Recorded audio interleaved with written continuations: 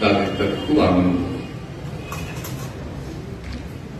রাধে তুঙ্গবিদ্যা বলছে, রাধে তুমি তো রাজরাজেশ্বরী, তুমি কি গোপন থাকতে পারবে যে তুমি লতা মাথার আড়ালে রইলে, ছোপের আড়ালে রইলে, সতীরা সত্যিতে থাকলো, তুমি পারবে না গো? কেন? অমর ঠিক বুঝে নেয় কোথায় ফুল ফুটে আছে।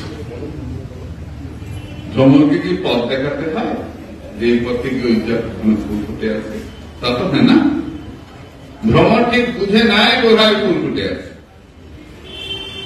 গোবিন্দ ভ্রমর রাজ পরস্ক লুণ্ঠনে কালাজ, তিলধ না ধরে কখনো। পরের জিনিস নিতে তার একটু লজ্জা নেই। কৃষ্ণ ভ্রমরে কখন যে কার হৃদয় কমলে গিয়ে বসবে আর তার সবকিছু লুটে ফেলে, এটা বলা যাবে।